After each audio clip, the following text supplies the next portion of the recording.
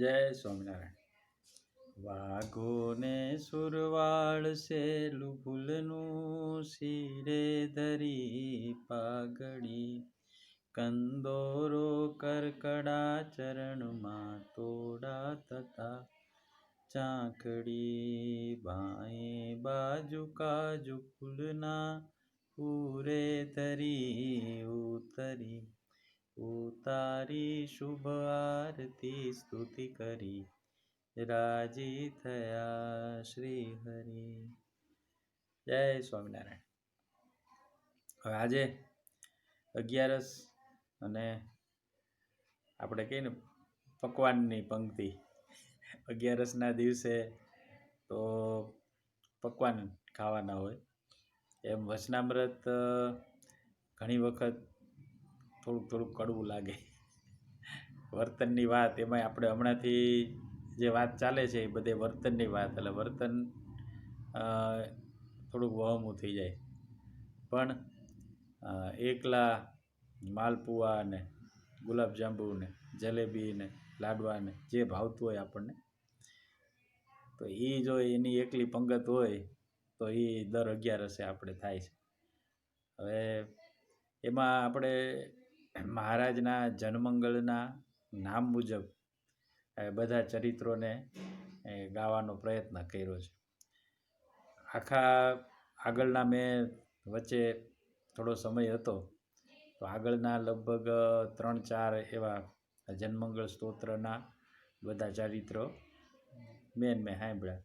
તો આમાં શું છે, વરને કોણ વખાડે એટલે વરની માં, એમ મેં સાંભળ્યા તો મને તો મજા જ આવે. પણ એવું થયું કે કોઈ સ્વામી આ સાંભળે, કોઈ સારા વક્તા, બરાબર, અને પછી એ આ રીતે આ દિશા ઉપર એ ભગવાનના આવા બધા થોડીક વધારે મહેનત કરી અને ઘણા બધા ચરિત્રો મહારાજના એક નામ ઉપર થઈ શકે એમ છે. અને ખરેખર તો સત્સંગી જીવનની ગ્રંથની અંદર સતાનંદ સ્વામીએ જ્યારે આ રચના કરી જનમંગળ સ્તોત્રની, ત્યારે પહેલાં સર્વમંગળ સ્તોત્રની રચના કરી. અને ભગવાનના 1008 નામ છે, એ બધા જ નામ મહારાજના કોઈને કોઈ ચરિત્રને લઈ અને બનાવવામાં આવ્યા છે. મહારાજનું જે ગુણ અથવા ચરિત્ર એને જોઈને જ નામ આપવામાં આવ્યું છે. તો આવા એ બધામાંથી પછી સોર્ટિંગ કરી અને લગભગ 108 નામ જનમંગળમાં લખ્યા છે, એના સારરૂપ. તો આ બધા ચરિત્રોને લગતા જ નામ છે. પણ હવે કોઈ મોટા સાધુ હોય અથવા તો બહુ સારા વક્તા હોય, કથાકાર, અને એ આ લાઈન ઉપર જનમંગળની આખી કથા કરે અને આની ઉપર જો થોડુંક વધારે કામ કરે તો બહુ મજા આવે એવું છે. કારણ કે મારો જે પ્રયત્ન છે એ આમ જોવા જાય તો થોડોક બાલિશ છે.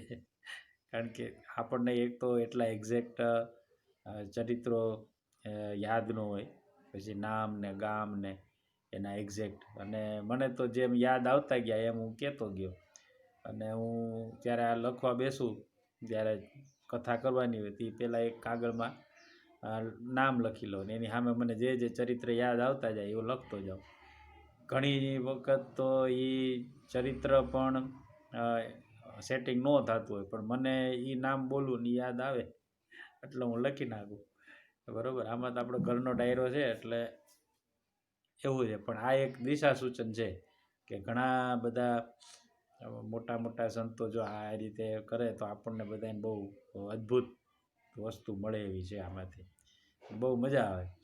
આપણે ગઈ વખતે અને એવા ઘણા બધા મહારાજના ચરિત્રો સાંભળ્યા કે એની અંદર આવા ઝીણા ઝીણા મનુષ્ય ચરિત્ર હોય અથવા તો દિવ્ય ચરિત્ર હોય, પણ આપણે મનુષ્ય ચરિત્રને વધારે પ્રેફરન્સ આપ્યું. મને યાદ કરવામાં એ બધી લીલાઓ જે હાવ નાની નાની હોય, ઝીણકી ઝીણકી, જેના ઉપર આમ બહુ કોઈનું ફોકસ ન હોય, પણ મારે મને એ બહુ મોટી લીલા લાગતી હોય. તો એવા આપણે ઘણા બધા પ્રસંગો અને મહારાજના નામમાં ઘણી વખત તો અમુક પ્રસંગો રિપીટ પણ થયા છે કે પહેલાં એક વખત આવી ગયું હોય અને પછી વળી પાછું પાછળ જોઈએ તો પાછો એનું એ લીલા ચરિત્ર પાછું બીજા નામમાં વપરાણ હોય એવું 2-4 જગ્યાએ મેં સાંભળ્યું તો મને ખ્યાલ આવ્યો. પણ આ અનપ્રોફેશનલ છે મારું, એટલે હું કાંઈ પ્રોફેશનલ વક્તા નથી, અને એટલે આવી રીતે થોડુંક રહે તો એ દરગુજર કરજો. પણ આ તો મોજ માટે છે મારી પોતાની, અને એમાં તમને બધા એને લાભ મળે, અને જેને મજા આવતી હોય એને વધારે મજા આવે. એટલે આપણે આજે જનમંગળ સ્તોત્રમાં હવે લગભગ આપણે છેડ્યા ઉપર આવી ગયા છીએ, છેલ્લા 5-6 નામ છે. એટલે આની સાથે પછી આ નામ અહીંયા પૂર્ણ થાય. પછી આવતી 11સે શું કરવું એ પાછું વિચારશું. મહારાજના ચરિત્રનો તો કોઈ પાર નથી, એટલે પછી કોઈ મહારાજના એવા સારા ચરિત્રો કે સારી વાતો એ દર 11સે આપણે લેશું. બરાબર.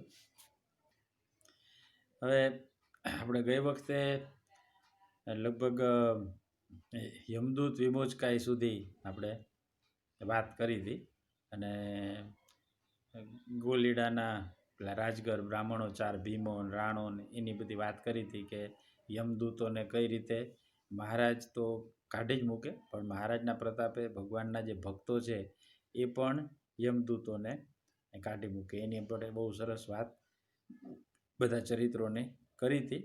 હવે આજે આપણે આગળ ચાલીએ તો એની અંદરનું જે આગળનું નામ છે એ મહારાજનું પૂર્ણકામાઈ એવું નામ છે. હવે પૂર્ણકામાઈ એટલે શું? તો કે દરેક કામ છે ને એ ભગવાને પૂરા કરે છે, એ કાંઈ અધૂરું મૂકતા નથી. હવે આ નામનું આધ્યાત્મિક મહત્ત્વ એટલું બધું છે એ સંદર્ભમાં કે જો આ એક ટેવ પડી જાય ને જીવનમાં આપણને કે દરેક કામ છે એ પૂરું કરવું, તો એનો આખા જીવનની અંદર એટલો બધો ફાયદો થાય, અને આપણી અંદર એટલું બધું પરિવર્તન થઈ જાય એમાં કે એની કોઈ સીમા ન રહી. મહારાજની વાત કરીએ છીએ, પણ મહારાજના નામને લગતું એક બીજી આડી વાત કરી દઉં કે હમણાં એક આર્ટિકલ મેં વાંચેલું. હવે એમાં એક નેવી મરીન ઓફિસર જે યુએસનો મરીન કહેવાય, એટલે કે નેવીની અંદર રહેલા ઓફિસરો, એને બહુ બધા મેડલ ને એવું બધું મળ્યું હતું, અને એમણે ઘણી બધી સિદ્ધિઓ હાંસલ કરેલી. એટલે એના આર્ટિકલ લખ્યું હતું કે મારા જીવનની જે શરૂઆત છે એ કેવી રીતે થાય, અને કે આમાં આટલો બધો હું સક્સેસફુલ થયો તો હું શું કામ સક્સેસફુલ થયો. તો એ ભાઈ એવું લખ્યું કે મારા સક્સેસનું કારણ એટલું જ છે કે હું જે કામ હાથમાં લઉં ને એ પૂરું કરું. અને મારી સવારની શરૂઆત ક્યાંથી થાય? તો કે હું સરસ મારો જે જ્યારે પલંગ ઉપરથી ઊભો થાવ ત્યારે એક પણ કડચલી વગર ઓછાડ, પછી ઓશીકું એની બરોબર પરફેક્ટ જગ્યાએ, પછી જે ધાબળો કે જે કાંઈ ઓઢ્યું હોય એને એકદમ વ્યવસ્થિત એને ઘડી કરી અને મૂકી દઈએ. એટલે શું થયું? તો કે ભાઈ મેં સુવાનું કામ અહીંયા પૂરું કર્યું. આપણે એમને સીધા બગા ખાતા ઉડીને બાથરૂમ ભેગા હળી કાઢીએ તો એ સુવાનું કામ પૂરું ન કર્યું, આપણે અધૂરું મૂકીને વયા ગયા. પણ એ આખું કામ છે એ અહીંયા એમણે પૂરું કર્યું. હું જ્યારે ઉઠું ત્યારે સૌથી પહેલું મારું સુવાનું કામ પૂરું કરું અને પછી આગળ કામ કરું. એમ મહારાજને આ જે ટેવ છે એ ટેવને લઈ અને આ એમનું નામ પડ્યું છે કે જે કામ લે એ હાથમાં એ પૂરું કરીને જ મૂકતા હતા. અને એવા ઘણા બધા ચરિત્રો છે, પણ મને 2-4 નાના યાદ આવે છે. અને મેં તમને કીધું એમ કે મને થોડા ઝીણા ચરિત્રો મને વધારે મીઠા લાગે. સાવ નાના એવા હોય, એનું આમ બહુ ઇમ્પોર્ટન્સ ન હોય, પણ હું સાંભળું તો મને બહુ રોમાંચ થાય. એમાં એક વીરા શેલડિયા કે એવું કંઈક નામ હતું હરિભગતનું, અને એ ત્યાં આપણે અમરેલી બાજુના હતા. હવે એને નાનપણથી જ મહારાજ દર્શન આપે, અને એવું નાની વાત હોય તો એ મહારાજ એને આવીને કહે. પછી કોઈને ધામમાં તેડવા જવાનો હોય તો મહારાજ એને દર્શન દઈને એને કહે કે ભાઈ હું ફલાણાને ધામમાં તેડવા જાઉં છું. પછી આવે એને ધામમાં મૂકીને આવે ત્યારે પાછા દર્શન દે. કંઈક ઘટના ઘટવાની હોય તો પાછું દર્શન. તો આવું બહુ એને થતું, અને એને સમાધિ થતી, અને પછી આજુબાજુ તો એનું બહુ નામના થઈ ગઈ હતી કે આ તો બહુ મોટા ભગત છે. પછી એક વખત કોઈ અમસ્તા કુતૂહલવશ પૂછ્યું કે વીરા ભગત, તમે તો નાનપણથી તમને સમાધિ થાય છે, તો તમે ગયા જન્મમાં એવા શું પુણ્ય કર્યા હતા કે આ જન્મમાં તમને આમ પહેલેથી તે ઠેઠ સુધી આ ભગવાનની આટલી બધી દયા તમારી ઉપર છે? એટલે વીરા ભગત કે મને કાંઈ ખબર નથી. તો કે તમે પૂછજો તો ખરા. એટલે એના મનમાં એમ થોડુંક થયું, પણ એને એમ થયું કે આવું મારે પૂછીને શું કામ છે. પણ તેમ છતાં બીજી વખત એમને સમાધિ થઈ તો મહારાજ દાંત કાઢતા કાઢતા કે બોલ વીરા, શું પૂછવું છે તારે? તો કે કાંઈ નહીં મહારાજ, મારે કાંઈ નથી પૂછવું. તો કે ના ના, પૂછ પૂછ કે. એટલે એમણે હાથ જોડીને કીધું કે મહારાજ, આ બધા આવું પૂછતા હતા કે તે એવું શું કર્યું છે કે તારી ઉપર ભગવાનની આટલી બધી દયા છે? એટલે વીરા ભગત સામું જોઈને મહારાજ કે તને ખબર છે કે તારા પૂર્વજન્મના શું પુણ્ય છે? તો કે ના મહારાજ, મને કાંઈ ખબર નથી. તો કે હું એક વખત માણકી લઈને જતો હતો, પછી માણકીથી નીચે ઉતર્યો ને તો મારી મોજડીની અંદર એક ઘાસનું ભોથું ભરાણું, ઓલું થૂંબડું હોય ને નાનું, ઘાસનું એક નાનો એવો ગુચ્છો હતો, અને એ મહારાજની મોજડીની અંદર ભરાણો, અને એ ઉખડી ગયો. હવે ઉખડી ગયો એમાં મહારાજે આમ એની સામે દ્રષ્ટિ કરી કે અરે, આ મારા પગથી આ નાનું એવું થૂંબડું ઉખડી ગયું ઘાસનું. એટલે મહારાજે એની સામે બહુ કરુણા ભરી દ્રષ્ટિએથી જોયું, અને જેવું જોયું એટલે એ જીવ તરત જ તે આ આખી યોનિને, એ જળ યોનિ જે તામસ યોનિ કહેવાય, એમાંથી ફરી અને પછી આ વીરા ભગત તરીકે જૈનમાંથી કે થૂંબડુંનો જે આત્મા એ જ તું. હવે મહારાજે આ નામમાં પૂર્ણ કામાવેમાં આ લીલા કેમ મેં યાદ કરી? તો ભગવાન છે ને એને ખાલી મનુષ્ય જન્મ દઈ અને ભૂલી નથી ગયા, પણ એને જ્ઞાન આપ્યું, એને દર્શન આપ્યા, એને સંતોનો સમાગમ આપ્યો, એ સમાધિ કરતા ત્યાં. એટલે એક જીવનું કાંડું પકડ્યું ને તો પછી એને મૂકી નથી દેતા કે સારું હાલ ભાઈ, હવે મારો પગ આવી ગયો હતો, હવે તું ઝાડ હતો તને માણા કરી દીધો, હવે કેટલું હોય એમ કરી અને એને મૂકી ન દીધું. પણ શું કર્યું તો કે પછી ઠેઠ ધામમાં ગયા ત્યાં સુધી મહારાજ એની હારે રહ્યા, અને આજની તારીખે તે ભગવાન પાસે હશે. તો જે ભગવાનના સંપર્કમાં આવે એને ભગવાન પૂરું કરી દે. એટલે આ વીરાભાઈને ઠેઠથી ઠેઠ સુધી લઈ ગયા. આવો જ એક બીજો પ્રસંગ છે કે આ મહારાજના સેજ સંપર્કમાં આવ્યા હોય અને પછી તો કે પછી મહારાજ એનું પૂરું કરે. એક માણકીને બહુ સરસ વછેરો આવ્યો, એવો સરસ રૂપાળો ને આમ નમણો ને, અને પછી અને એનો જોવે ને માણસ તો આમ આભો થઈ જાય. પાછો માણકીનો વછેરો એટલે તો એમાં કહેવાનું જ નહીં કાંઈ, એટલી બધી એની નમણાશ ને એવી એની ઊંચાઈ ને એટલો સરસ. તે જે જોવે ને એમ કે ત્યારે એ જમાનામાં જ્યારે 2 રૂપિયા ને 3 રૂપિયા તોલું હોનું આવતું હતું, એ જમાનામાં એમ કહેતા કે તમે આના 10,000 રૂપિયા કહો 10,000 આપીએ. અને મહારાજને દાદા ખાચરને બધા એ ઘોડાના માગા નાખતા, એ કે આ ઘોડો અમને આપી દો, બહુ સરસ છે, બહુ જાતવાન છે. અને માણકીનો વછેરો એટલે તો પ્રસાદીનો જ કહેવાય. પછી મહારાજે એક દિવસ કીધું કે હવે આને લાવો ઘોડાને કે આપણે ચડિયાણ કરીએ એમ, એટલે એને ચડાવ કરીએ, માથે હું સવારી કરું. એટલે પછી બધા એ ઘોડાને પલાણ વલાણ બધું નાખીને લઈ આવ્યા. પછી મહારાજે લક્ષ્મીવાડીમાં અને દરબારગઢમાં ખૂબ ફેરવો, અને મહારાજે આખા પરસેવે રેબઝેબ થઈ ગયા, અને ઘોડો તો આખો નીતરી ગયો, અને ખૂબ એને દોડાવ્યો ને ખૂબ ફેરવો ને. અને પાછો એ ઘોડો એવો સરસ કે જેમ મહારાજની ઈચ્છા હોય એમ વળે ને. અને મહારાજે એને બહુ, અને બધાએ દર્શને બહુ કર્યા. એટલે બધાને એમ કે હવે મહારાજ આ ઘોડાને જ રાખશે, આ તો બહુ ગમ્યો એને. 2-3 કલાક સુધી ઘોડો ફેરવો. એટલે પછી તો બધાને એમ કે હવે મહારાજને માણકી અને આ બે, આનો વછેરો, આ બેને હારે રાખશે. પછી જેવું એ પૂરું થયું ત્યાં એક કોઈ માગણ હતો, કોઈ ગઢવી હોય કે કોઈ બીજો, એને આવી અને કાંઈક દુહો બોલ્યો કે હાથ જોડીને ઊભો રહ્યો. એટલે મહારાજે ઘોડાની સરક લઈ અને એને આપી દીધી. કે લે આ કુછનાર પણ. એટલે ત્યાં તો બધાનો હાયકારો થઈ ગયો, હા હા હા, આવડો ઘોડો આપી દેવાય, અરે અરે અરે એમ કરીને બધાએ રાડા રાડ થઈ ગઈ. પછી કોઈ બોલી તો હકે નહીં, અને દાદા ખાચરને ને એને કાંઈ સંકલ્પય ન થાય કે મહારાજની ઈચ્છા હોય એમ કરતા હોય. પછી ઘણા બધાથી ન રહેવાનું, એટલે પછી જીવા ખાચર ને એ બધા કે ભણે મહારાજ કે આવો મોંઘો અને અમૂલ્ય ઘોડો એ તમે આપી દીધો. તે પછી મહારાજ કે એ ઘોડો ને એ પેલો છે એ લઈ જશે, પછી એને વાળી ઘોડો કરશે, અને પછી એનાથી એક વાળી ઘોડો એટલે પછી મહારાજને સભામાં પાછું પૂછ્યું કે મહારાજ આ તમે આવડો મોટો આવો સરસ ઘોડો અને આટલો કિંમતી ને એ તમે આપી દીધો, તેનું કારણ શું? પછી મહારાજે મુક્તાનંદ સ્વામી સામે જોયું. પછી સ્વામીને કહે સ્વામી તમને કાંઈ યાદ છે?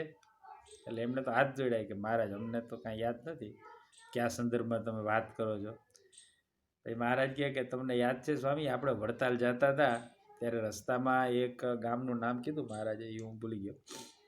તો એ ગામની બહાર એક મોઢ હતો, અને એ બાવો હતો ને એ મહારાજની આડો ઊભો રહ્યો હાથ જોડીને કે સ્વામિનારાયણ તમે મારા આશ્રમમાં પધારો અને કાંઈક ગ્રહણ કરો મારું. એટલે ભાઈ મહારાજે કીધું કે અમારે મોડું થાય છે, અમારે નથી આવવું. એટલે એ બાવાએ બહુ આગ્રહ કર્યો કે ના દયાળુ તમે આવો ને આવો. એટલે તો મહારાજે કે ના ના કે આજે નહીં, પછી આવશું ક્યારેક, પછી આવશું, એમ 5-6 વખત કીધું. પછી આ બાવો તો આમ બે હાથે માણકી ઘોડીની રાસ પકડી લીધી, પેલી લગામ, અને પછી રોવા માંડ્યો અને માણકીના પગમાં પડ્યો કે ભાઈ સાહેબ તમે આવું ન કરો, કે તમે આવો ને આવો. પણ મહારાજ કહે કે ના બાવાજી કે અમે આવશું ચોક્કસ, પણ અત્યારે નહીં. એટલે પછી એ બહુ દિલગીર થઈ ગયો, બહુ રોવા માંડ્યો. તોય મહારાજને દયા ન આવી, અને પછી મહારાજે માણકીને એડી મારી અને દોડાવી મૂકી. એટલે એ પછી બાવો આમને જોતો રહ્યો માણકીને. અને પછી માય મુક્તાનંદ સ્વામી એ બધા સંતો ચાલીને આવતા હતા, એમને જોયું. એટલે પછી બધાને એમ કે ભાઈ આ મહારાજને કોઈ પાછા બહુ પૂછે નહીં કે આવું કેમ કર્યું એમણે. પણ મનમાં એમ થયું કે આને ગયા હોત તો સારું હતું, આ બિચારો આટલો બધો આગ્રહ કરે છે અને હશે આવું. પછી આગળ જઈને બેઠા બધા પોરો ખાવા, ત્યારે મુક્તાનંદ સ્વામીએ પૂછ્યું મહારાજને કે મહારાજ આપણે તો ટાઈમ હતો જ તે, અને તમે પેલો ભાવો બિચારો બહુ આગ્રહ કરતો હતો, તે તમે ઘડીક ગયા હોત તો સારું લાગે તેને. એટલે મહારાજ કહે કે સ્વામી એ ભાવો છે ને એ બરોબર નહોતો કે, એટલે આમ ભક્ત તરીકે બરોબર હતો, પણ એનું આચરણ બરોબર નહોતું, એ બહુ કામી ભાવો હતો, અને એટલે અમારી ઈચ્છા ન થઈ એની ત્યાં જવાની. પણ એણે અમારી મૂર્તિ અને માણકીને એ જોયું છે ને, એટલે એનું અમે સારું કરશું. એટલે પછી મુક્તાનંદ સ્વામીને પૂછ્યું તમને યાદ છે? તો મુક્તાનંદ સ્વામી કે હા મહારાજ બરોબર યાદ છે. તો કે આ જે વછેરો છે ને એ જ બાવો છે કે.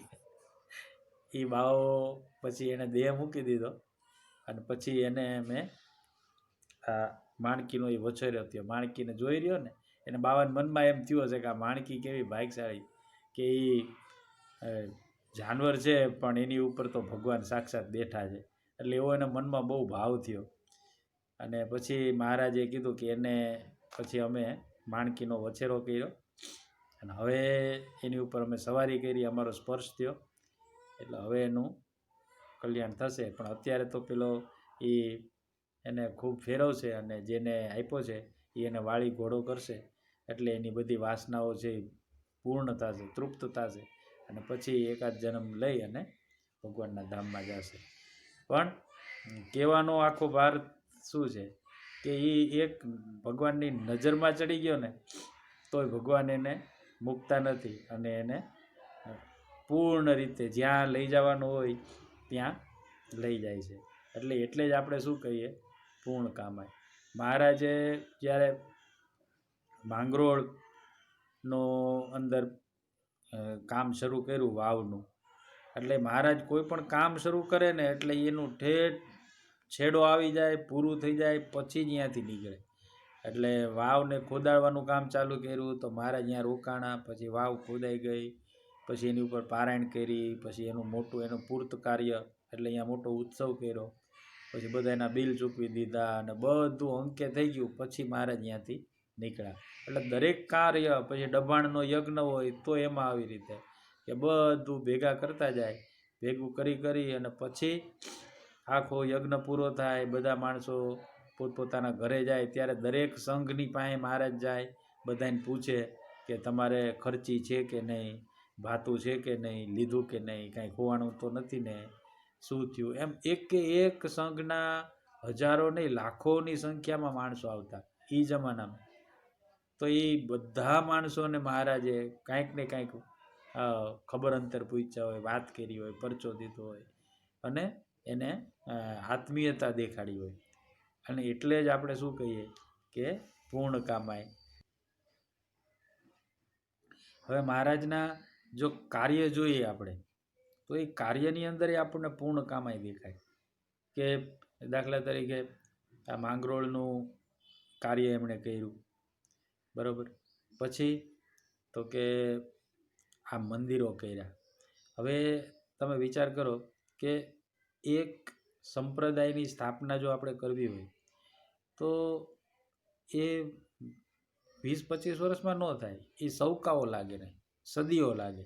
આ ઇસ્લામ છે તો એ 200-300 વર્ષે કે 400 વર્ષે એનું થોડું કોન્ક્રીટ સ્વરૂપ બહાર આવ્યું, બરાબર. એની અંદર બધી ઓલી કુરાન બધા લખવા માંડ્યા, વાંચવા માંડ્યા, પછી એની ઉપરથી બધી શરિયાઓ ને એવું બધું માણસોમાં અંદર ઉમેરો કરતા ગયા અને પછી એનું એક સરસ સ્વરૂપ આવ્યું અને આજે બધા લાખો કરોડ માણસો માને છે.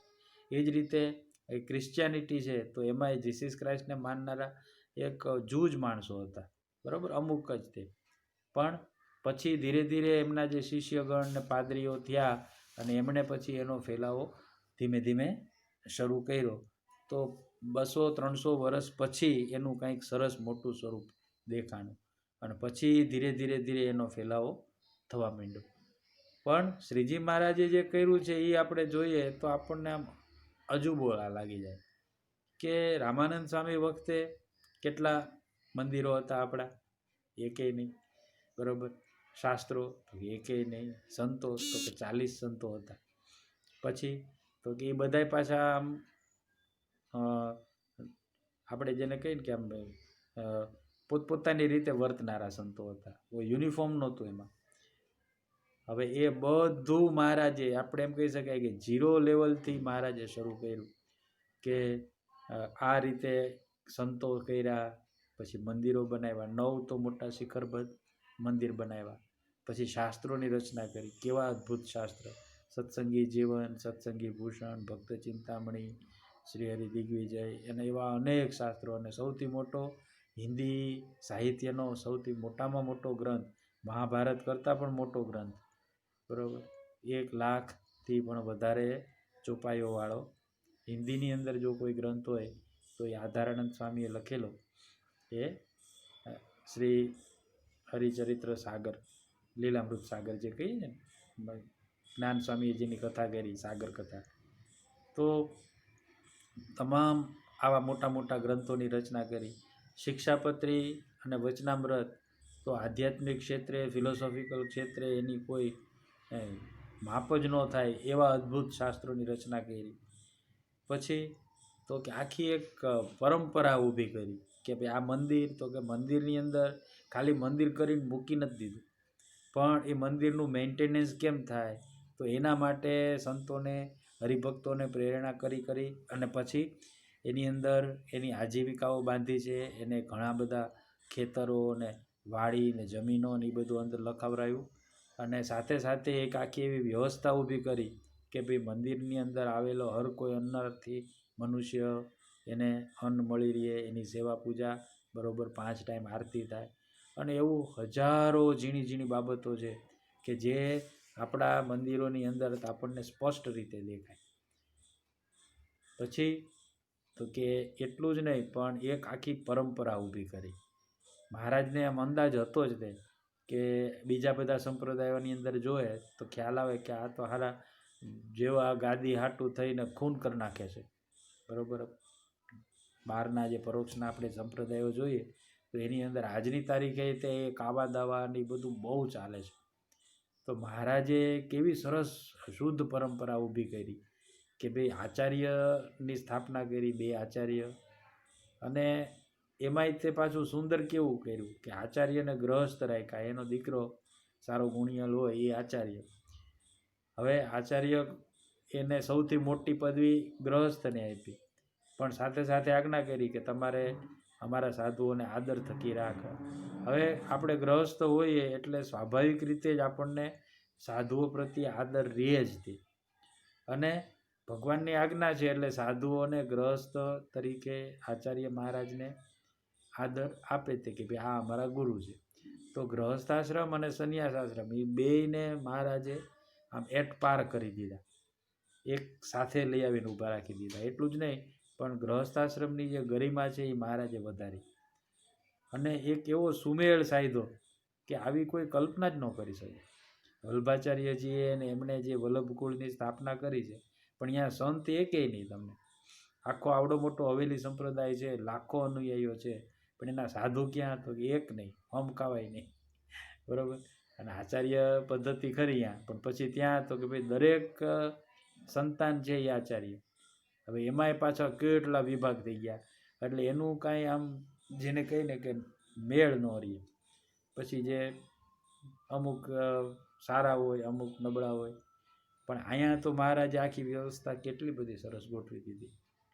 અને દરેક નાનું મોટું કામ ગ્રહસ્થ, અને પછી આ એક વિભાગ કર્યો ને આજ્ઞાઓ આપીને શિક્ષાપત્રીમાં, એ બહુ અદ્ભુત વાત છે કે ભાઈ ગ્રહસ્થના જે નિયમો છે એ સાધુએ નથી પાળવાના, સાધુના જે નિયમો છે એ ગ્રહસ્થે નથી પાળવાના.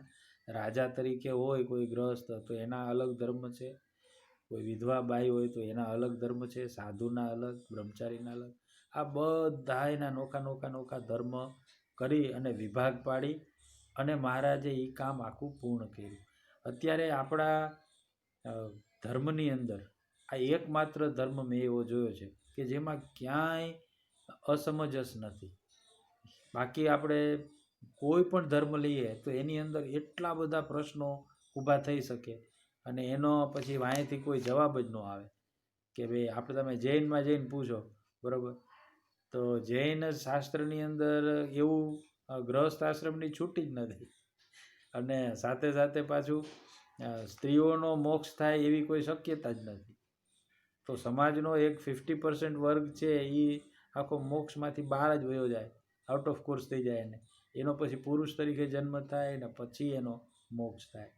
અને આવી બધી ઝીણા ઝીણા પ્રશ્નો ઉપાડવા જઈએ ને તો કોઈ હિસાબ વગરના પ્રશ્નો લગભગ દરેક ધર્મમાં નીકળે, પણ સ્વામિનારાયણ સંપ્રદાયની અંદર આ નથી નીકળતું. કારણ શું? પૂર્ણ કામ આઈનું. એ મહારાજે જે કામ હાથમાં લીધું ને એ બરોબર પૂર્ણ કર્યું. અને પછીનો જે શબ્દ છે એ છે સત્યવાદીને નમઃ. સત્યવાદીને એટલે જે હંમેશા સત્ય જ બોલે અથવા તો બોયલું પાળે. પૂર્ણાનંદ સ્વામી ત્યાં અમદાવાદની અંદર સરસ મજાનું સભા હતી, એમાં મહારાજના છોગલાવાળો મારે મન વૈસો છે છોગલાવાળો, એવું એક વાલા તારું છોગલ્યું એનું એક સરસ કીર્તન ગાયું. અને મહારાજ સામું જોઈને બહુ ભાવથી એમને કીર્તન ગાયું. અને જ્યારે કીર્તન ગાયું તો મહારાજ બહુ ઊભા રાજી થયા અને ઊભા થઈને મળ્યા એમને, એટલે મળ્યા એટલે ભેટા. અને પછી માથે હાથ મૂકીને કે સ્વામી આ છોગલાવાળો છે ને એ તમને અંત સમયે તેડવા આવશે. પછી જ્યારે પૂર્ણાનંદ સ્વામીને પછી પાછળ તો મહારાજ સ્વધામ પધાર્યા, પછી એમને આપણે આગળ ઘણીવાર વાત કરી જ છે, ને એવા સંજોગો ઊભા થયા કે એમણે સાધુ આશ્રમનો ત્યાગ કરી અને ગ્રહસ્થ આશ્રમ સ્વીકાર્યો. અને પછી હેબતપરમાં રહ્યા ઘણા બધા વર્ષોની તો ઘણી બધી વાતો છે, પણ અંતે એ ચંદ્રાસર ગામ છે વિરમગામ પાસે, ત્યાં એ હતા. અને અંત અવસ્થામાં એમના મામાનું ગામ હતું, એટલે ત્યાં એ રહેતા હતા. પછી ત્યાં એમણે અંત સમો આવ્યો ત્યારે બ્રહ્માનંદ સ્વામી પૂર્ણાનંદ સ્વામીને તેડવા આવ્યા. હવે તેડવા આવ્યા એટલે પછી પૂર્ણાનંદ સ્વામીએ હાથ જોડી અને કીધું કે તમે ભલે આવ્યા ગુરુ, પણ તમારો તેડો તો હું નહીં આવું. કારણ તો કે મને મહારાજે કીધું છે, હું અમદાવાદમાં મંદિરના પ્રતિષ્ઠા સમયે મેં કીર્તન ગાયું હતું અને મહારાજે એવું કીધું હતું કે આ છોગલાવાળો તમને તેડવા આવશે. અને મહારાજ છે ને એ સત્યવાદીને છે, અને સત્યવાદીને છે એટલે જે બોલ્યા હોય એ પાળે જ તે. તો તમે એમને કહેજો કે મેં એવું કયું વચન લોપ્યું છે કે તમે મને તેડવા ન આવો. શિક્ષાપત્રી પ્રમાણે જ હું વેરતો છું. આશ્રમનો ફેર થયો પણ એ તો મહારાજે ત્યારે એલાઉડ જ હતું. પછી મહારાજ એમને તેડવા આવ્યા અને હાથી ઉપર બેસાડીને, એ પાછો બ્લુ હાથી, એ બ્લુ હાથી ઉપર બેસાડી અને આખું ગામ જોવે એમ ધામમાં તેડી ગયા. તો આ સત્યવાદીને છે. એટલું જ નહીં પણ મહારાજ ગમે એને મોઢે મોઢ જેવું કેવું પડે ને એવું કહી દેતા હતા. એ ઘણી વખત પ્રેમાનંદ સ્વામી એવા સરસ કીર્તન ગાય અને એવા રાજી કરે મહારાજને, પછી મહારાજ બહુ રાજી થાય. પછી મહારાજ કે માગો માગો પ્રેમ સખી માગો. એટલે પછી એમ કે મહારાજ તમારી અખંડ મૂર્તિ મને દેખાય, અથવા તો હવે અમારું આવી રીતે અંતરમાં તમારું દર્શન થવા માંડે એવું વરદાન આપો. એટલે મહારાજ પાસે તરત જ એમ કે ના હો, એ માટે તો અલગ સાધન જોઈએ, એના માટે તો અલગ રાજીપો જોઈએ, આટલાથી એ મેળ ન પડે.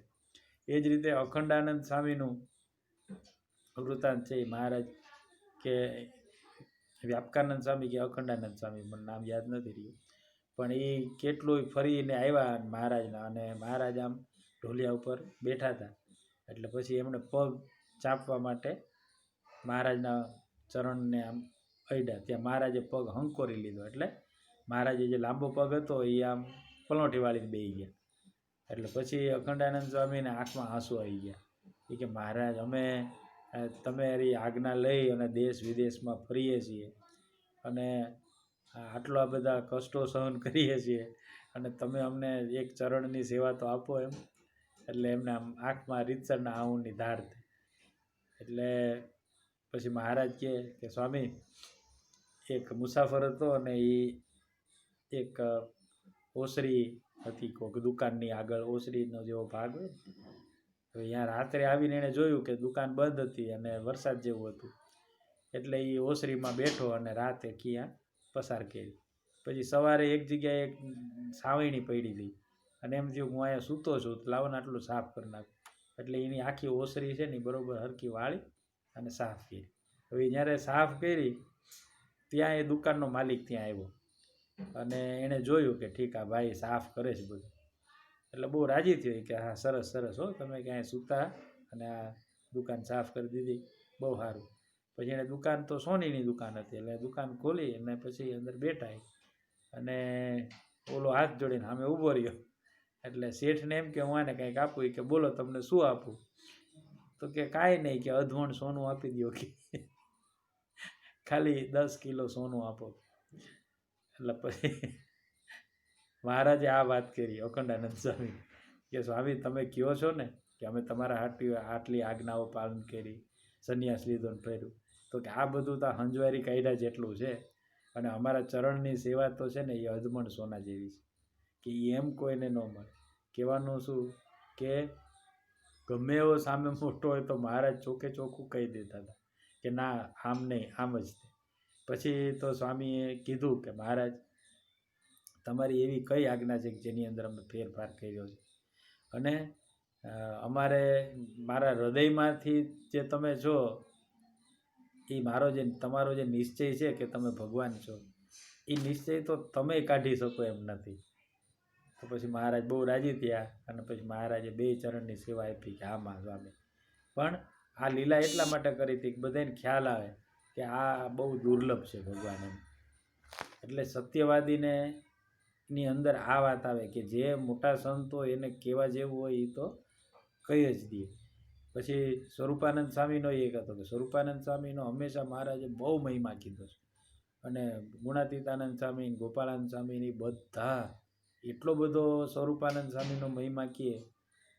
અને મહારાજ સહિત મહારાજ સ્વરૂપાનંદ સ્વામીને તાવ આવતો તો મહારાજ જાતે ચંદન ઘસે, આખો વાટકો ઘસે ભરાય એટલું ચંદન લે અને પછી એમના શરીરે ખરળ કરે.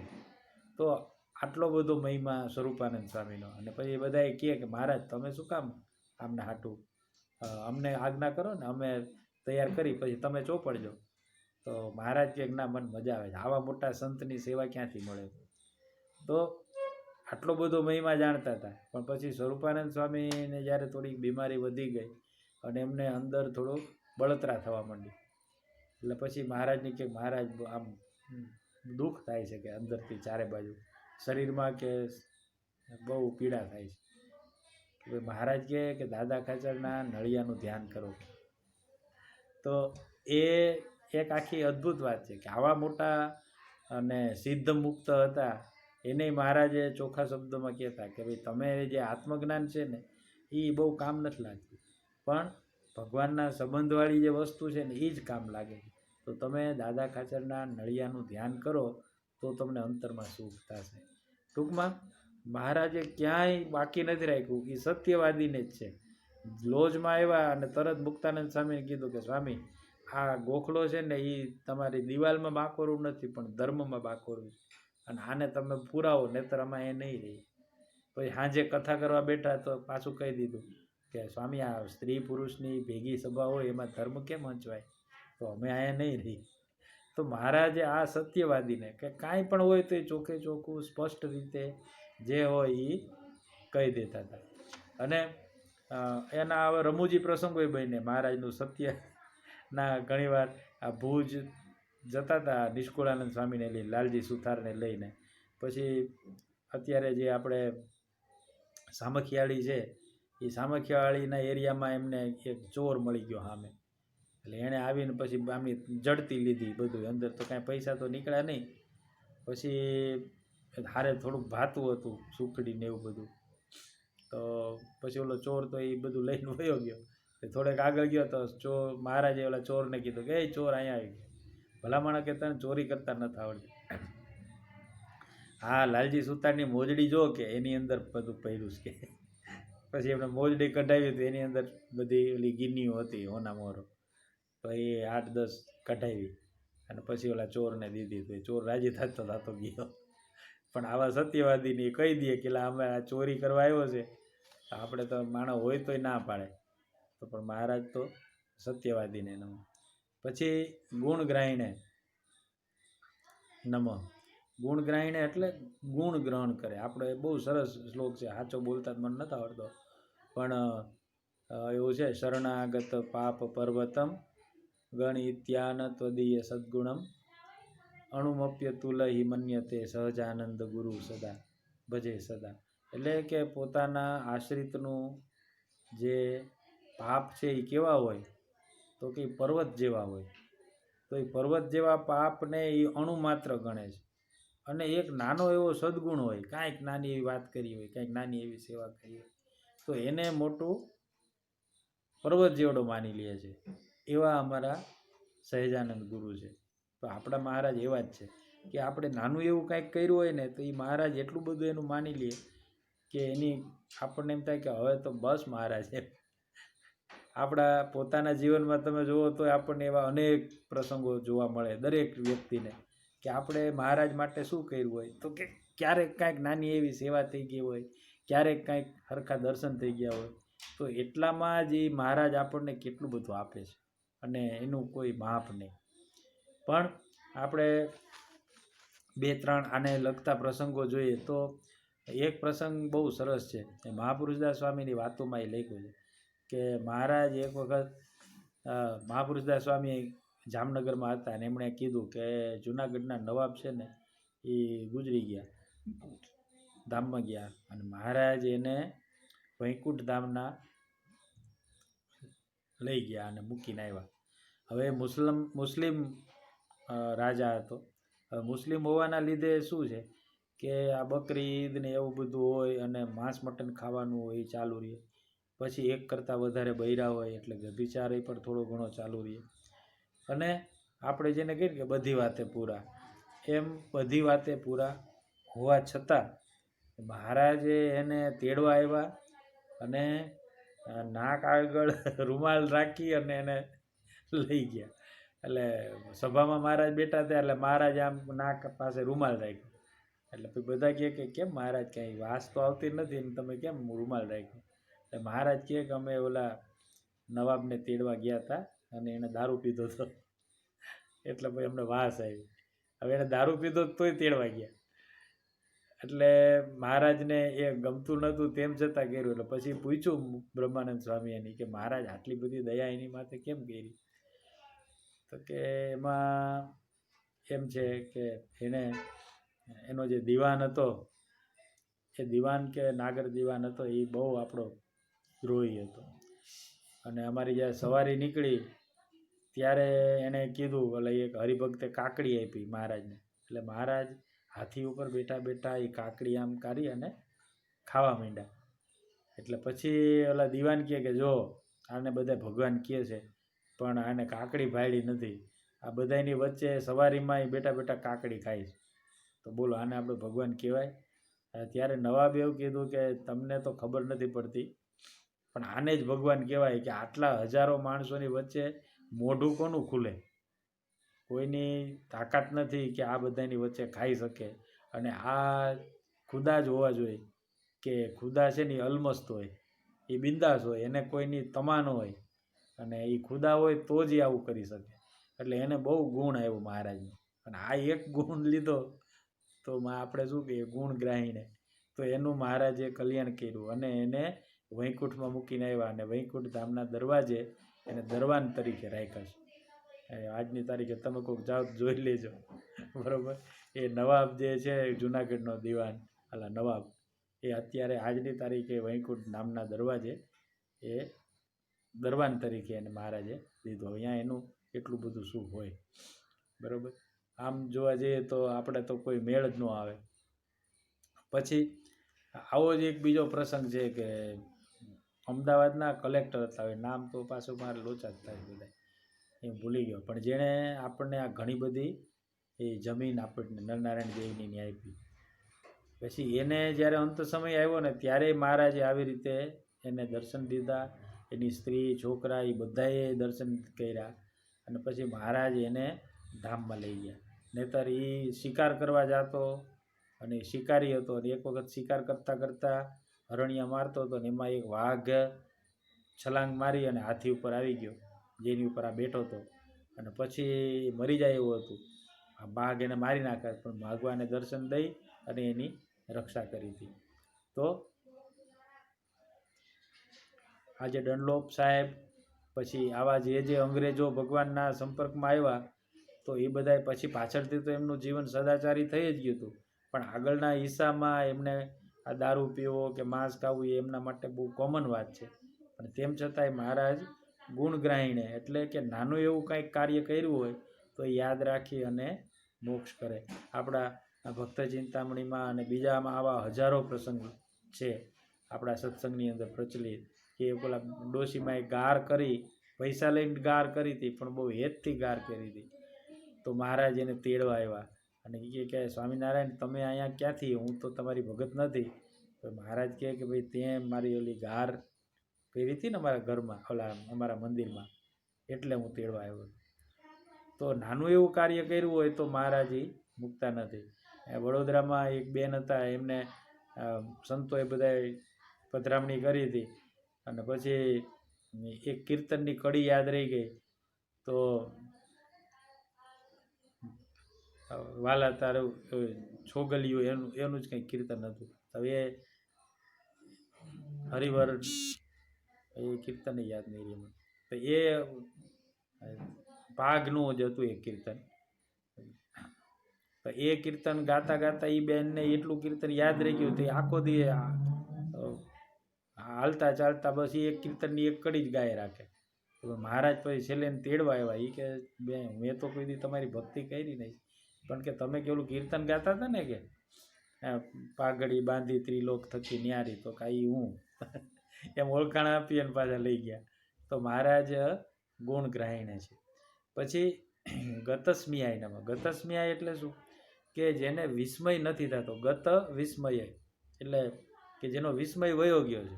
એટલે અહીં આશ્ચર્ય થાય એવું ભગવાનને કોઈ દી ક્યારેય કોઈનું આશ્ચર્ય ન થાય. પણ મને જે પરચા યાદ આવે છે ને એ બધામાં એવું જ છે કે મહારાજને આશ્ચર્ય ન થાય, તેમ છતાં મહારાજે બહુ આશ્ચર્ય પામતા. ઘણી વખત પરચા પૂરે, બધું જોરદાર આખો પરચો પૂર્યો હોય અને પછી જ્યારે એ ભગત સભામાં આવે અને પછી મહારાજ એકદમ અજાણ્યા થઈને પૂછે કે એમ આવું થયું. એટલે નંદુભાઈ હતા કરજીસણના, હતા એ પછી રાત્રે ભૂલા પડ્યા. તો એને આપણે વાત કરી હતી ભક્તવત્સલાઈમાં, પણ એ એટલા ભૂલા પડી ગયા તો પછી એમને આખી રાત એક ડાક બંગલો ઊભો કરીને એમની સેવા કરી અને પાછા એમના ચરણ દબાવ્યા મહારાજે. એટલે નંદુભાઈ તો પાછા આવ્યા સીધા વડતાલ. મહારાજ વડતાલ હતા ને અને રોવા માંડ્યા ને વઢવા માંડ્યા. એ કે તમારી રક્ષા કરી એ બરોબર છે, તમે મને હાંચવો અંધારામાં એ બરોબર છે, તમે મને દૂધ પીવડાવ્યું એ બધું બરોબર છે, પણ મારા પગ શું કામ દબાવ્યા તમે? એમ કરીને રોવા માંડ્યા. એ કે તમે મારા ચરણની સેવા કરી આખી રાત પાછી. તો મહારાજ કહે કે તમે આખું અમારી સેવા કરતા હો અમારા સંતોની અને હરિભક્તોની, તો પછી અમને ક્યારેક એમ થાય ને કે ના સેવા કરીએ, અને તમારા જેવા બ્રાહ્મણની સેવા ક્યાંથી મળે? એમ કરીને મહારાજે એ વાત કરી. પણ એ જ્યારે આવે ત્યારે કે શું થયું તમે? એમ હાવ અજાણ્યા થઈને પૂછે. ઓલા સંતોને ક્યાંક અખંડાનંદ સ્વામી ને એવા બધા સંતો જતા હતા તે સામે વાઘ મળ્યા, પાછા 4, એક નહીં. એટલે પછી અખંડાનંદ સ્વામી કે સારું તે ખાઈ જાને એક વાત પતે, મહારાજ તો હમણાં તેડવા આવશે જ. તે પછી એમ હામાં આવેલા, પછી વાઘ તો બધા વયા ગયા. પછી સ્વામી જ્યારે આવ્યા ત્યારે મહારાજ પાછા પૂછે કે સ્વામી શું થયું? કે જંગલમાં ગયા હતા, અહીંયા શું થયું હતું? તો અરે મહારાજ પછી આમ થયું. એમ એવું બધું થયું? અરે વાહ. એટલે મહારાજ હાવ અજાણ્યા થઈ અને આમ પહેલી જ વખત સાંભળતા હોય ને એવી રીતે વાત કરે. એટલે સંતોને એક વખત હોડી લઈને બચાવવા આવ્યા હતા સાબરમતીમાં બધા તણાણા, તો ત્યાંય તે મહારાજે પછી એમને બધાને લઈ આવ્યા, પછી અદૃશ્ય થઈ ગયા. બધા સંતો પછી ચાલીને ગઢડા આવ્યા. પછી કે અરે મહારાજ અમારે તો કે તમે જે રક્ષા કરી છે. એમ શું થયું હતું? પછી અમે તણાવવા માંડ્યા અને બધા પોટલા વોટલા વયા ગયા, અને તમે તો પાછા બધા અમારા પુસ્તકોના પોટલાય લઈ આવ્યા અને અમને હોડીમાં બેહાડી અને પછી અહીંયા તમે મૂકી ગયા. એમ એવું થયું હતું? મહારાજ બધું જાણતા હોય તેમ છતાં આવી રીતે વાત કરે. એટલે ગતસ્મિયાય નમો. ઓલા મૂળજી લુવાણા હતા તો એ પછી સમાધિ કરે પાછો. પેલા એ ચોર હતા. પછી એ સમાધિ કરીને અક્ષરધામમાં જાય ત્યારે રસ્તામાં પાછી શંકર ભગવાન એને પકડી રાખે, કે તાર નથી જાવ અહીંયા રહે કે તું ઘડી. એનો હાથ પકડીને એને બેહાડી રાખે. એટલે પછી મહારાજ કહે કે મૂળજી કેમ આટલું મોડું થાય છે? ત્યાંથી સમાધિ તો વહેલી કરી નાખી હતી ને અહીંયા આવતો નથી તું? તો કે મહારાજ મને ઓલા છે ને નથી આવવા દેતા. તો હવે કે મારું નામ લઈને તમ તાર બાદ છે કે ન આવવા દે ને તો પરાણે આવતો રહેજે. એટલે પછી સભામાં બેઠા હોય અને વાત કરે કે મહારાજના પ્રતાપથી એ બથોબથ આવ્યા હોય કૈલાસમાં, અને તેમ છતાંય પછી મહારાજ આ અજાણ્યા થઈને પૂછે એમ પછી શું થયું? તો કે અરે પછી તો શંકર ભગવાને મોટું સ્વરૂપ ધારણ કર્યું. હે હોય નહીં? હા હા લે પછી પછી શું થયું? પછી તો તારે બહુ તકલીફ થઈ હશે. તો કે ના ના મહારાજ પછી તમારું ભજન કર્યું ને તો મારું સ્વરૂપ એવડું મોટું થઈ ગયું. એમ ઓહો. આવી રીતે મહારાજ વાત કરી અને એને આમ હોકારા પડકારા કરી અને એને વાત સાંભળે. તો આ જ્યારે જ્યારે હું ગતસ્મિયાય નમઃ એ સાંભળું ત્યારે આ ચરિત્ર મને યાદ આવે. ગોપાળાનંદ સ્વામીને એવા ઘણા બધા સંતો છે જેના જેના પરચા પૂરે. એને ગોપાળાનંદ સ્વામી ઓલું મહાભારતનું પુસ્તક લેવા ગયા હતા તો ત્યારે પણ મહારાજે હારે રહીને બધા પરચા પૂર્યા હતા. પછી મહારાજ જ્યારે ગોપાળાનંદ સ્વામી પાછા આવ્યા ત્યારે મહારાજ હાવ અજાણ્યા થઈને પૂછે કે અરે મહારાજ સ્વામી વાત તો કરો, શું થયું તું અહીંયા? એ જ રીતે મુક્તાનંદ સ્વામીની હારે જ રહી અને વડોદરામાં દિગ્વિજય કરાવ્યો. પણ જ્યારે મુક્તાનંદ સ્વામી પાછા આવ્યા ત્યારે 4-5 વાર સ્વામીને કીધું કે સ્વામી વાત કરો વાત કરો. થોડીક વાર થાય ને એટલે કે પછી સ્વામી વિગતવાર વાત કરો શું થયું અને તમે સભામાં શું પ્રશ્ન પૂછ્યા, પછી તમે શું જવાબ દીધો. હવે એટલું બધું આમ તલ્લીન થઈને સાંભળે અને આમ આશ્ચર્યજનક રીતે સાંભળે, અને હાવ બાળક સાંભળતું હોય ને વાર્તા એવી રીતે વાત સાંભળે બધાને. અને ઇવન તો એમને બધી ખબર જ છે, એમણે જ કર્યું છે, પણ તેમ છતાં એ આવું ચરિત્ર કરતા. પછીનું નામ છે એ સદાચાર પ્રિયતરાય નમઃ.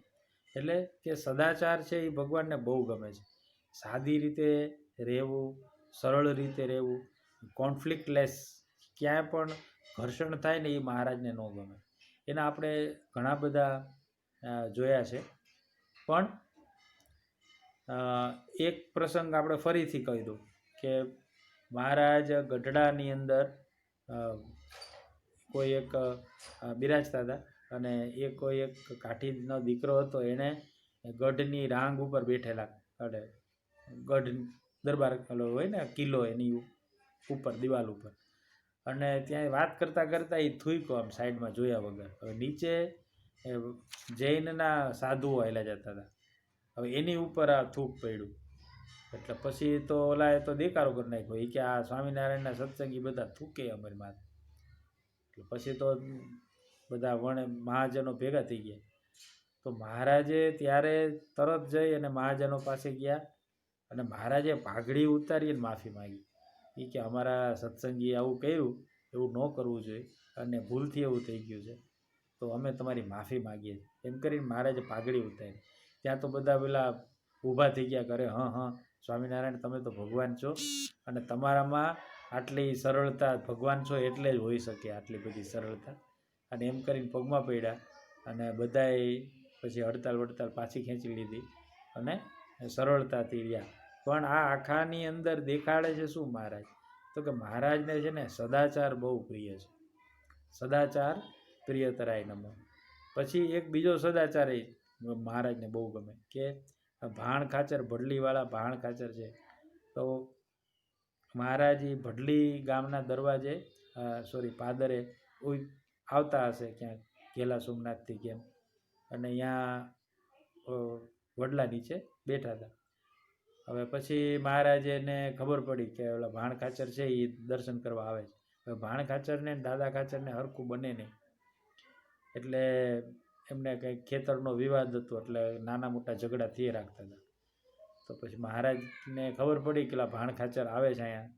તો મહારાજ એમ માથે ઓઢી ગયા, સફેદ કપડું હતું ને એ, અને ધ્યાન કરવા બેસી ગયા. અને બ્રહ્માનંદ સ્વામીને કહે કે સ્વામી એને કહી દેજો કે આ તો હવે હમણાં આજે નહીં ઉઠે ગયો, અમે આમનામ એમને લઈ જશું કે આ તો ધ્યાન કરવા બેઠા છે, એટલે કે અમારે દર્શન નથી દેવા એને. એ કે દાદા ખાચરનો દ્રોહી છે ને, તો કે અમારો દ્રોહી. એટલે પછી થોડી વાર ભાણ ખાચર આવીને બેઠા અને એ કે ભણે મહારાજના દર્શન કરવા છે. તો કે પણ મહારાજ તો ધ્યાનમાં બેઠા.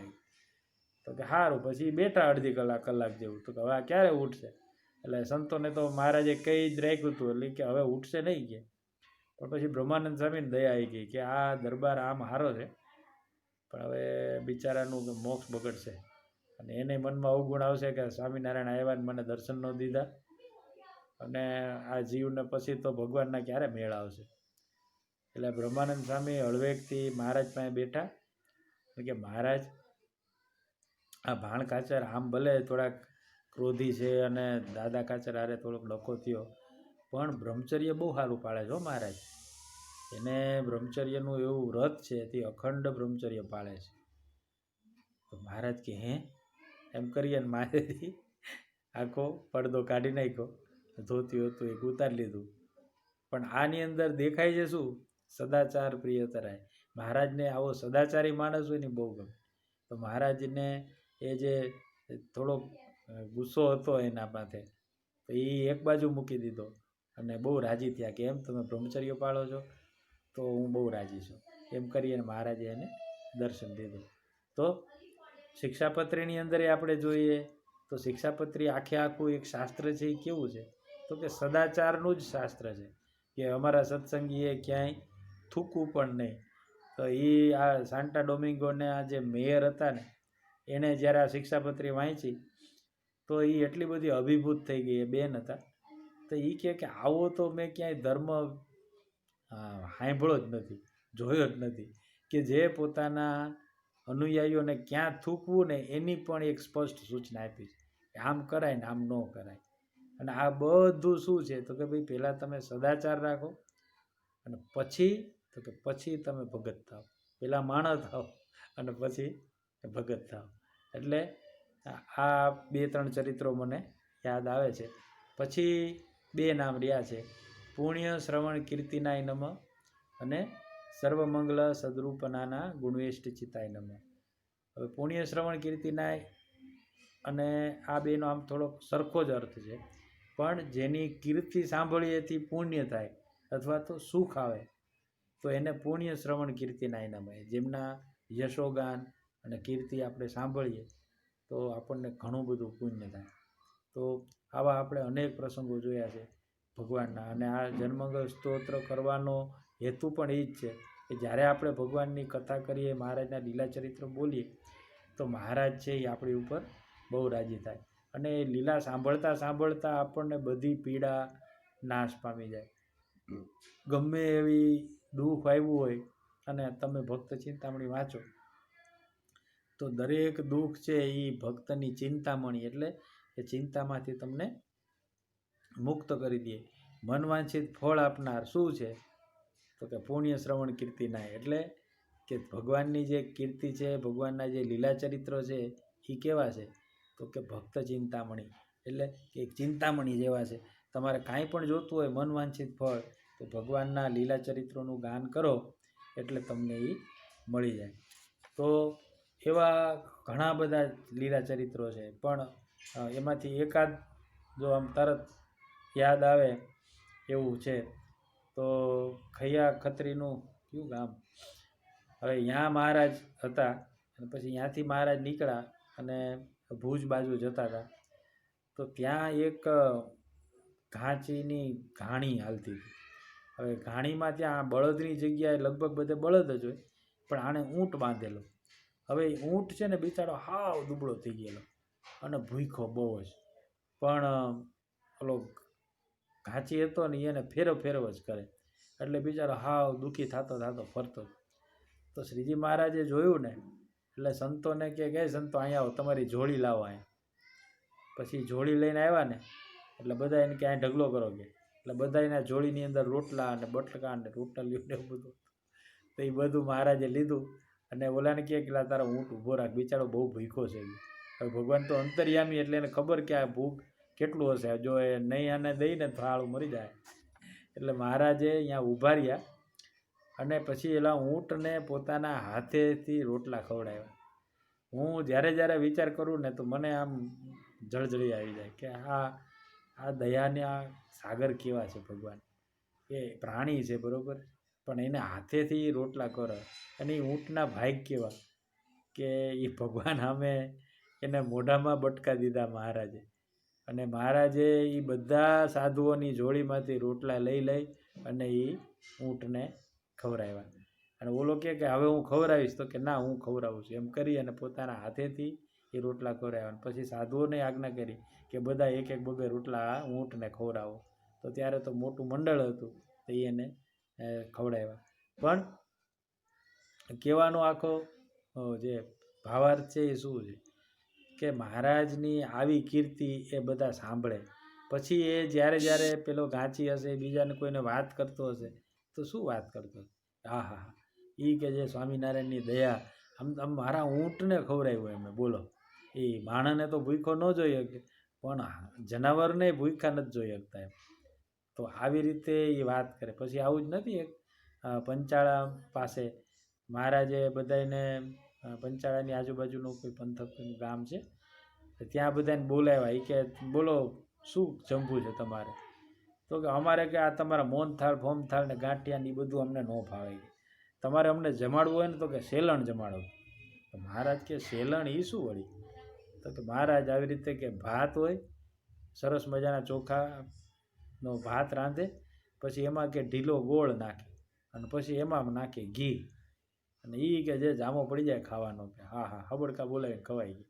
મહારાજ કે આ તો બહુ સારું, કે લાવો કે આપણે આજે સેલણ ખવડાવીએ. એટલે પછી ઘી મગાવ્યું અને એ જુનાગઢ પંથક એટલે અહીંયા ગોળ પણ બહુ સારો થાય, એટલે કેટલાય બધા માટલા ગોળ મગાવ્યો અને પછી બધાને ખૂબ જમાડ્યા અને બધા ખૂબ રાજી થયા. પછી મહારાજ કહે હવે કોઈ રહી ગયું?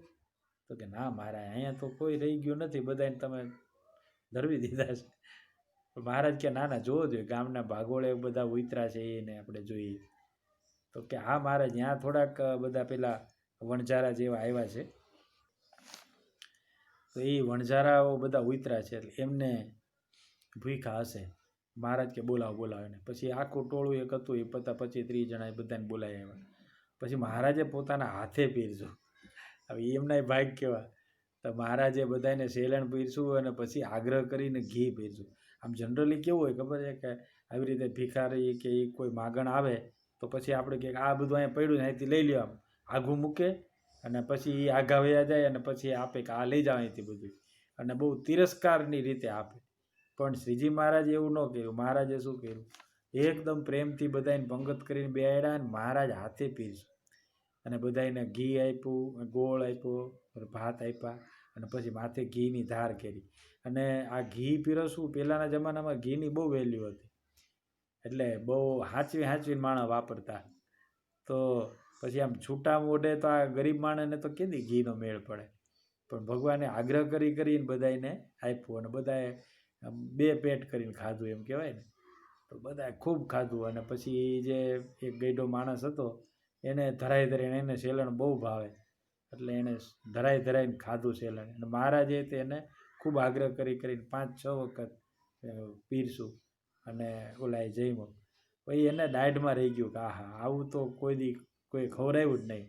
અને સ્વાદ કરતાંય તે જે સન્માન આપ્યું ને એ મોટી વાત હતી કે આ મોટા મહારાજા જેવા જેને રાજાઓ નમસ્કાર કરે છે એ સ્વામિનારાયણે મને પીરસ્યું એમ, અને મને આગ્રહ કરીને જમાડ્યું. એને એનો પોરો માય નહીં. અને એમ કરતાં પછી જ્યારે અંત સમય એનો આવ્યો ઘણા વર્ષો પછી એની વહુના દીકરાની વહુની બધા ભેગા મળી ગયા કે હવે બાપાની તૈયારી છે જવાની. તો કે બાપા કાંઈ ઈચ્છા છે? તો કે આ જીવ જાતો નથી તમારો તે. એટલે એ કે મારે સેલણ ખાવું છે કે. તો બધા બનાવીને લઈ આવ્યા. પછી એક બટકું મોઢામાં લીધું અને પછી કે આ તમે શું ધોઈડ જેવા કે સેલણ ખરાવો. સેલણ તો કે મને ખવડાવ્યું તું મારા સ્વામિનારાયણે. કે આહા, એ કે કેવી મૂર્તિ. અને એ કે આમ મને પીરસે તે એનો હાર ગળામાં હતો, તે ફૂલની પાંખડીઓ ખરતી જાય મારા થાળીમાં પડેલી, અને એ જે મારી સામે હેતથી જોતા હતા ને પછી મને હેતથી જોતા જે સેલણ ખવડાવ્યું હતું એની તો કે હું શું વાત કરું. એમ કરતાં આવડાની ધાર થઈ એને. અને ત્યાં તો અંજવાળું થયું કે આ હા હા જો આ આવ્યા કે મારો બાપ આવ્યો. એ કે હાથમાં તાળી છે અને મને સેલણ ખાવા બોલાવે છે, તો હવે હું એની હારે જાઉં છું. એમ કરી અને મહારાજ એને ધામમાં લઈ ગયા. પણ કહેવાનું શું, પુણ્ય શ્રવણ કીર્તિનાય. એની આ જે વાત છે એ જ્યાં જાય અહીંયા આ માણસ કરતો હોય કે મને તો સ્વામિનારાયણે આવું કર્યું. તમે બધા જે કહેતા હોય સ્વામિનારાયણ આમ છે તેમ છે, પણ મને તો એનો આવો અનુભવ થયો. આમ મહારાજનું જે આખું સ્વરૂપ છે, એમની જે કીર્તિ છે એ આવી અદ્ભુત છે. અને પછી જે છેલ્લું નામ છે કે સર્વમંગલ સદરૂપનાના ગુણવેષ્ટ ચિતાય નમઃ.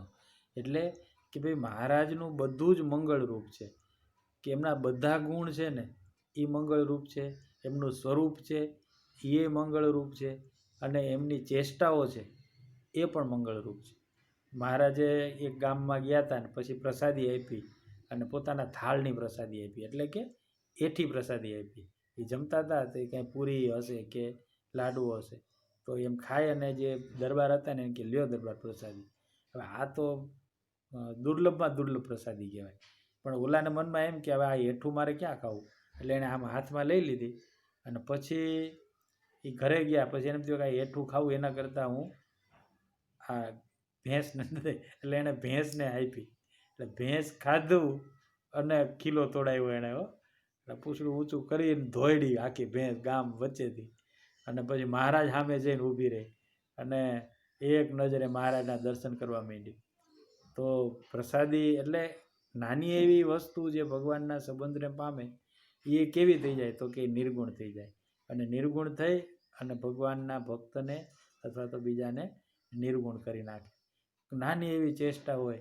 દલપતરામ એના પપ્પાની સાથે ગઢડે આવ્યા હતા ત્યારે 8 વર્ષના હતા, અને ત્યારે મહારાજ ક્યાંક બહારગામથી આવી અને માણકી ઘોડીએથી ઉતર્યા અને પછી નાજા જોગ્યાને આમ હાથનું લટકું કરીને કીધું કે હવે આ માણકીને બાંધી દો તમે. તો એમ આમ લઈ જવાનું જે કીધું હાથનું લટકું, તો દલપતરામ કહે કે મને આજીવન એ લટકું યાદ રહ્યું, અને હું જ્યારે માળા કરું તો એ લટકું સંભાળીને જ માળા કરતો. અને એ પછી પાછળ 80 વર્ષ જીવ્યા. તો એ 80 વર્ષ સુધી એમને એ લટકું ભૂલાણું નહીં. તો આવું મહારાજ સર્વમંગલ સદરૂપનાના ગુણવેશ, એમની ચેષ્ટાઓ પણ એવી. અને એટલે જ આપણે શું કરીએ છીએ કે રોજ ભગવાનની એ પ્રથમ શ્રી અરનેરે એ સ્વાભાવિક ચેષ્ટા એ રોજ બધા ગાય છે. અને એની મહત્વ વાત એ છે, બહુ વિચારવા જેવી વાત છે કે 50-50 વર્ષથી 60-60 વર્ષથી એ રોજે રોજ એ ચેષ્ટા ગાતા હોય. પણ તમે દરેક સત્સંગીને પૂછી જુઓ કે તમને કોઈ દી કંટાળો આવે છે? ભગવાનની આ સ્વાભાવિક ચેષ્ટા રોજે રોજ આપણે એ જ ગાવાની, અને તેમ છતાં કંટાળો નથી આવતો. બોલો, હું પોતે જ હું નાનો હતો ત્યારથી ઘરમાં એક આ ટેવ પડી ગઈ છે કે રાત્રે સૂઈએ ત્યારે સભા ચેષ્ટા કરીને સૂઈએ.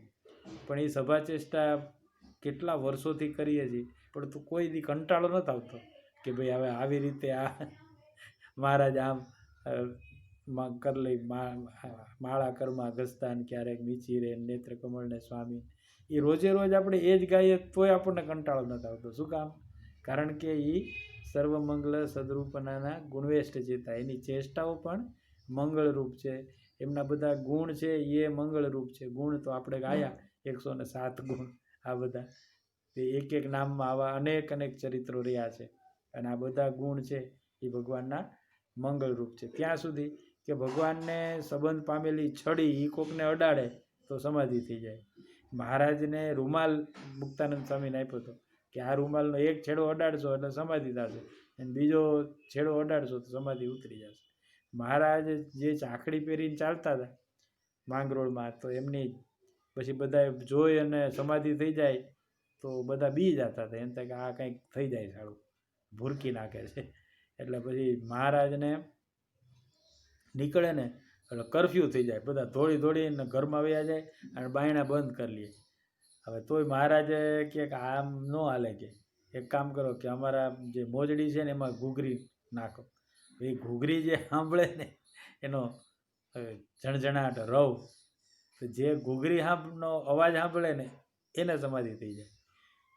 તો આ કેવી અદ્ભુત વાત છે કે મહારાજના સંબંધને જે કાંઈ પામે એ બધું મંગળરૂપ થઈ જાય અને નિર્ગુણ થઈ જાય. આજની તારીખે તે આપણે દરબારગઢમાં ઘણી વખત ત્યાં ભૂત કાઢતા હોય શનિવારે, તો અમે ત્યાં પેલા શિખરનું કામ ચાલતું હતું ત્યારે ત્યાં હતા. તો ત્યાં એક બેનને કંઈક 5-6 ભૂત વળગ્યા હતા, અને એ ભૂત કાઢતા હતા. તો એ દીકરી કે મેં હમણાં જ અહીંથી મહારાજને ચાલીને જતા જોયા, એ ભૂતે જોયા.